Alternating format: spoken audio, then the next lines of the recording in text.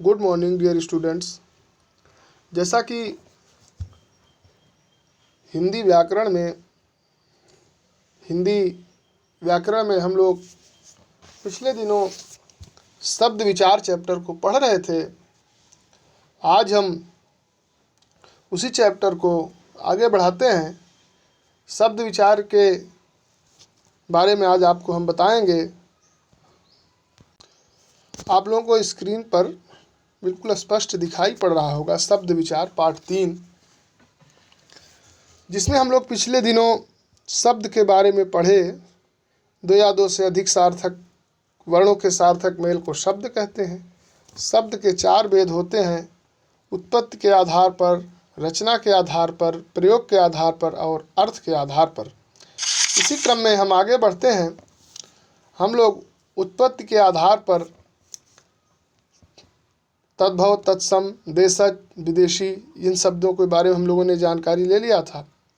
आज हम इसी क्रम में और आगे बढ़ते हैं। इसी श्रृंखला को आगे बढ़ाते हुए आज हम आपको बताएंगे रचना के आधार पर शब्द के भेद। तो रचना के आधार पर शब्द के भेद 3 प्रकार के होते हैं, जैसा कि आपको स्क्रीन पर दिख रहा होगा: रूढ़ शब्द, यौगिक शब्द और योग रूढ़ शब्द। तो सर्वप्रथम हम रूढ़ शब्द के बारे में पढ़ेंगे, समझेंगे। बताना ये होगा परंपरागत एवं प्रचलित वे शब्द, यानी जो चीज़ें परंपरा से आ गई हैं। जैसे कुछ परंपराएं हर एक जगह होती हैं, उसी को हम लोग रूढ़ मान लेते हैं। ठीक उसी तरीके हिंदी में कुछ शब्द ऐसे होते हैं जो आज रूढ़ अर्थ में प्रयोग किए जाते हैं। जैसे तोता, कहने का मतलब ये है, जैसे तोता आपका है तो और ता इसमें 2 शब्द लगकर मिलकर बने हैं। सूरज है, शूर और ज। कोयल है, कोयल, कोय और ल। तो इन शब्दों का केवल किसी एक ही अर्थ में प्रयुक्त होता है। जैसे कोयल है तो इसको कहने से ये नहीं है कि कोयल भी हो जाएगा, कौवा भी हो जाएगा। सूरज है तो इसको कहने से ये नहीं है कि सूर्य भी हो जाएगा, चंद्रमा भी हो जाएगा, ना, केवल एक शब्द। ठीक, तो रूढ़ शब्द का मतलब ये है कि जो शब्द जिनका किसी एक विशेष अर्थ में हो प्रयुक्त हो, जो शब्द किसी एक विशेष अर्थ में प्रयुक्त किए जाएं, उसी को हम रूढ़ शब्द कहते हैं। इनके टुकड़े करने पर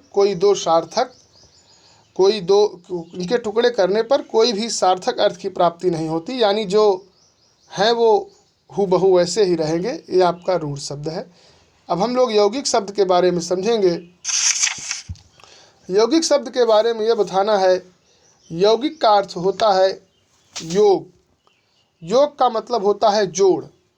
जैसे योगों से बनने वाले नवीन शब्द, यानी 2 शब्दों को जोड़ करके जो नए शब्द बने, उन्हीं को हम यौगिक शब्द कहते हैं। इन शब्दों के खंड करने पर भी सार्थक अर्थ की प्राप्ति होती है, यानी इसमें कोई 2 शब्द जुड़े रहेंगे और इनके जब हम खंड करेंगे तो सार्थक अर्थ भी प्राप्त होंगे। जैसे विद्यालय है तो इसमें एक शब्द है विद्या और दूसरा शब्द है आलय। तो इसका अर्थ क्या निकल रहा है? विद्या मतलब आप जो पढ़ते हैं, आलय का मतलब होता है घर। तो क्या निकला इसका अर्थ? विद्यालय, यानी विद्या का घर। तो इसमें यौगिक शब्द यह है, चूँकि इसमें 2 शब्द मिले हैं और शब्दों के सार्थक अर्थ हैं।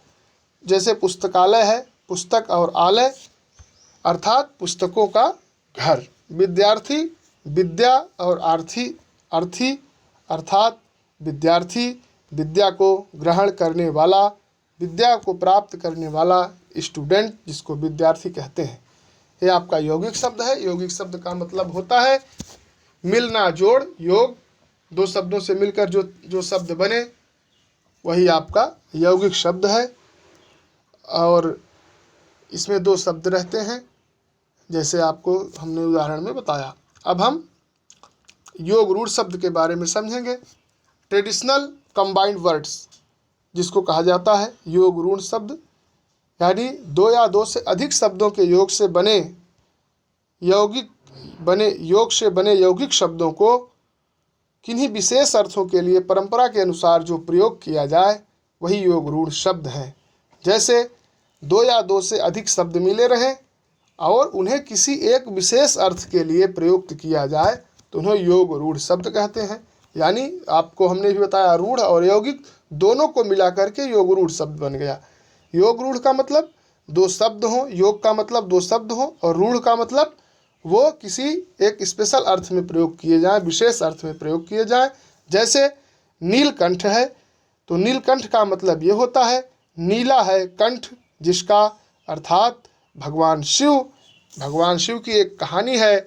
जब समुद्र में अमृत मंथन हुआ था, जब समुद्र में समुद्र मंथन हुआ तो वहाँ पर आपके समुद्र मंथन में विष की प्राप्ति हुई। जब विष निकला तो सारे देवता मिलकर के कहे कि इस विष को हम कहाँ ले जाएं, तो ले गए भगवान शिव के पास। तो भगवान शिव उस हलाहल विष को धारण कर लेते हैं, इसीलिए भगवान शिव का नाम नीलकंठ पड़ा। उस विष को पीने के कारण इनके कंठ यानी गले, इनका गला जो था वो नीले रंग का हो गया, इसीलिए इन्हें नीलकंठ कहा गया भगवान शिव को। इनके बारे में छोटी सी कहानी हमने आपको बताया। अब नीलकंठ यानी नीला है कंठ जिसका, अर्थात भगवान शिव। इसमें दो शब्द जुड़ रहे हैं, एक शब्द है नील और दूसरा शब्द है कंठ, अर्थात भगवान शिव। ये योग रूढ़ शब्द हुआ। यानी दो शब्द यहाँ पर जुड़ रहे हैं, दो शब्द यहाँ पर जुड़ रहे हैं। एक शब्द आपका नील जुड़ा और कंठ जुड़ा, दोनों जुड़ करके और तीसरा अर्थ कोई तीसरा अर्थ दे रहे हैं। उससे क्या हुआ, भगवान शिव के लिए जो दे रहे हैं। अब जैसे चतुर्भुज, नीचे आप देखें चतुर्भुज, भगवान चतुर्भुज कैसे किसको कहा जाता है। चतुर्भुज का मतलब आप देखें, इसमें एक शब्द है चतुः और दूसरा शब्द है भुज, अर्थात चार भुजाओं वाले, चार भुजाओं को धारण करने वाले। चार भुजाओं को कौन धारण करता है, किसके चार भुजाएं हैं, तो भगवान विष्णु के। अर्थात इसमें दो शब्द मिल रहे हैं, दो शब्दों का योग हो रहा है। और कोई, लेकिन अब चतुर्भुज ये नहीं है कि विष्णु को भी कह देंगे और किसी को भी कह देंगे। योग रूढ़ किसी स्पेशल एक व्यक्ति के लिए जो प्रयोग किया जाए वही है चतुर्भुज। अब आगे देखेंगे दशानन।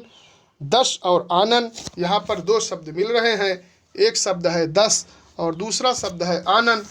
10 मुख वाला अर्थात रावण। कहने का हमारे आशय यह है कि दशानन किसी हम और किसी को नहीं कह सकते, या किसी और को भी दशानन कह सकते हैं। दशानन तो उसी को कहेंगे जिसके 10 सिर होंगे। तो 10 सिर वाला कौन था, 10 सिर वाला रावण था। आप रावण की फोटो स्क्रीन पर देख रहे होंगे।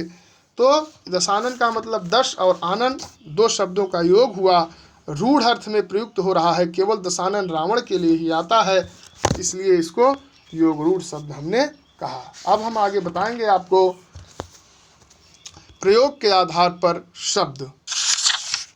प्रयोग के आधार पर शब्दों के प्रकार हम लोग समझेंगे आज। अब प्रयोग के आधार पर हम आपको बताएंगे बेस्ड ऑफ यूजेस, यानी शब्द का कैसे प्रयोग किया जाता है। वाक्यों को पूरा करने के लिए जिन शब्दों का प्रयोग किया जाता है वे शब्द मूलतः दो प्रकार के होते हैं। जैसे वाक्य को पूर्ण करने के लिए कई शब्दों की आवश्यकता होती है, उसमें किस तरीके के शब्द होते हैं, तो दो तरीके के शब्द होते हैं। शब्द के दो प्रकार यहाँ बताए गए, 2 टाइप्स ऑफ वर्ड्स। तो आप पहला देखें विकारी शब्द, जिसको डिक्लाइनेबल वर्ड्स कहते हैं, और अविकारी शब्द इसको इनडिक्लाइनेबल वर्ड्स कहते हैं। तो विकारी शब्द का मतलब ये होता है वह शब्द जिसमें विकार उत्पन्न हो, जिसमें परिवर्तन हो, वही शब्द है विकारी। किस आधार पर, लिंग के आधार पर, वचन के आधार पर, काल के आधार पर, पुरुष के आधार पर, जिसमें परिवर्तन हो सके, जिन शब्दों में हम उसी को विकारी शब्द कहेंगे। विकारी शब्द वे शब्द हैं जिनका परिवर्तन लिंग, वचन, कारक, काल, पुरुष आदि के कारण उनका रूप परिवर्तित हो जाए, वही है अविकारी शब्द, वही है विकारी शब्द। विकारी का मतलब जिसमें विकार उत्पन्न हो सके, जिसमें परिवर्तन हो सके, वही विकारी शब्द है। हिंदी में शब्द प्रयोग के आधार पर शब्द के दो भेद विकारी और अविकारी। तो हम सर्वप्रथम विकारी को समझे, अब हम अविकारी को देखेंगे। तो विकारी शब्दों के प्रकार आप देख लें, विकारी शब्द कैसे कैसे होते हैं प्रयोग के आधार पर। तो विकारी शब्द संज्ञा है, सर्वनाम है, क्रिया है और विशेषण है। तो सर्वप्रथम हम संज्ञा के बारे में समझेंगे। संज्ञा की सामान्य परिभाषा हमने आपको पहले बता दिया है, पहले की पूर्ववर्ती कक्षाओं में भी आप लोगों ने पढ़ा है। तो विकारी शब्द में संज्ञा की परिभाषा यह होती है, किसी व्यक्ति, वस्तु, स्थान अथवा भाव के नाम को संज्ञा कहते हैं। तो संज्ञा में उदाहरण इसमें दिया है, जैसे बच्चा, बालक, लड़की, नारी। सर्वनाम संज्ञा के स्थान पर प्रयुक्त किए जाने वाले शब्दों को सर्वनाम कहते हैं, जैसे वह, मैं, हम, हमको। क्रिया जो कार्य को होने की स्थिति को बताए वही क्रिया है। विशेषण किसी भी वस्तु की विशेषता बताने वाले शब्द को विशेषण कहते हैं। अब हम ये आपके विकारी शब्दों के प्रकार कौन कौन से विकारी शब्द होते हैं, संज्ञा, सर्वनाम, क्रिया और विशेषण। आज हम इसी क्रम में अविकारी शब्दों के बारे में भी देख लेते हैं। अविकारी शब्द किसको कहा जाता है, इनके क्या रूप होते हैं, कैसे कैसे हमको आपको ये अविकारी शब्द दिखाई पड़ते हैं। तो अविकारी शब्द जो होते हैं इसमें इसको इनडिक्लाइनेबल वर्ड्स कहते हैं। अविकारी शब्द का अर्थ है वे शब्द जिनमें किसी भी प्रकार का विकार न हो, यानी अविकार हो, यानी उसमें कोई चेंजिंग न हो, जैसे कि तैसे हूबहू वह बने रहें, वही विकारी अविकारी शब्द हैं। प्रयोग किए जाने वाले शब्द वे शब्द जिनका लिंग, वचन, कारक, काल, पुरुष आदि के कारण कोई परिवर्तन नहीं होता, वे शब्द अविकारी शब्द कहलाते हैं। इन्हें अव्यय शब्द भी कहा जाता है। अव्यय जो होता है वह अविकारी होता है। अविकारी का मतलब जैसे कुछ ऐसे शब्द जो आपके हिंदी भाषा में हूबहू बने रहें, जिसका कोई परिवर्तन न हो, वही अविकारी शब्द हैं। इसके इन्होंने यहाँ पर 4 प्रकार बताए गए हैं। क्रिया विशेषण, जैसे क्रिया विशेषण का मतलब ये होता है, क्रिया विशेषण कहते किसको हैं, सबसे पहले हम लोग इसको जानेंगे। क्रिया विशेषण वह होता है जिसको इंग्लिश में हम लोग एडवर्ब कहते हैं। क्रिया विशेषण का मतलब क्रिया की विशेषता बताने वाले शब्दों को क्रिया विशेषण कहते हैं। जैसे राम दौड़ रहा है, कैसे, धीरे धीरे दौड़ रहा है। राम कैसे दौड़ रहा है, धीरे धीरे, यानी क्रिया की विशेषता बताया जा रहा है यहाँ। तो इसके कौन कौन से शब्द इसमें उदाहरण में दिया गया है, धीरे, भीतर, तेज, कल और उधर। संबंध बोधक बराबर के यहाँ अतिरिक्त ऊपर इस सब तरीके के शब्द जहाँ पर आए। राम के बराबर मोहन पढ़ने में तेज है। राम के यहाँ कल कुछ कार्यक्रम था। राम के अतिरिक्त मोहन भी इस क्लास में बैठता है। इस सब तरीके के शब्द जहाँ आए वो संबंध बोधक हैं। विस्मयादि बोधक, जैसे हमने कहा, ओह तुम पढ़ने में बहुत अच्छे हो गए, आह बहुत दर्द हो रहा है, वाह कितनी सुंदर चाय है, अरे तुम कैसे गिर गए। ये सब जो शब्द हैं ये विस्मयादि बोधक अव्यय के अंतर्गत आते हैं। समुच्चय बोधक अव्यय किसको कहते हैं, किंतु, परंतु, अथवा, इसलिए और। जो वाक्यों को समुच्चय का मतलब होता है जोड़ना, जो वाक्यों को जोड़ें, समानता में स्थापित करें, वही आपका समुच्चय बोधक अव्यय है। इसी को अविकारी शब्द के 4 भेद, क्रिया विशेषण, संबंध बोधक, विस्मयादि बोधक और समुच्चय बोधक। आज हमने आपको बताया प्रयोग के आधार पर शब्द, उसके पहले रचना के आधार पर और प्रयोग के आधार पर हमने आपको बताया। तो रचना के आधार पर शब्द के 3 भेद, रूढ़, यौगिक, योग रूढ़, और प्रयोग के आधार पर शब्द के 2 भेद, विकारी और अविकारी, और विकारी शब्द के 4 भेद, संज्ञा, सर्वनाम, क्रिया विशेषण। अविकारी शब्दों के प्रकार क्रिया और क्रिया विशेषण, संबंध बोधक, विस्मयादि बोधक, समुच्चय बोधक। अविकारी शब्द जो होते हैं वह अव्यय होते हैं। अव्यय की परिभाषा होती है न व्यय इति अव्यय, अर्थात जिसका कोई शब्द व्यापार न हो वही अव्यय है। जो हूबहू बने रहे उन्हीं को हम अव्यय कहते हैं। ये है आपके अभिकारी और अभिकारी शब्द हैं। अगले दिन हम आपको चर्चा करेंगे आपसे अर्थ के आधार पर शब्द, बेस्ड ऑफ मीनिंग। हम अर्थ के आधार पर आपको शब्दों के प्रकार बताएंगे। उसी के बाद अगली क्लास में यह चैप्टर पूर्ण हो जाएगा। फिर हम आगे की योजना आपके सामने प्रस्तुत करेंगे। इन दिनों जो आप ऑनलाइन क्लास देख रहे हैं, आप लोग इसका अनुगमन करें, अनुकरण करें और अपने कोर्स को अनवरत आगे बढ़ाएं। वीडियो को एक बार से अधिक बार रोक करके देखा करें। स्क्रीन पर आपको बुक की इमेज भी दिखाई जाती है, उससे समझने का प्रयास किया करें। वीडियो को अगर एक बार में न समझ में आए तो उसको रोक करके 2 बार 3 बार रोक करके बीच बीच में उसको आप लोग बारीकी से समझें। पुस्तक हो तो पुस्तक का भी सहारा लें। अब आज के लिए ही हम इतना ही रखते हैं। धन्यवाद, धन्यवाद, धन्यवाद। फिर मिलेंगे अगली क्लास में।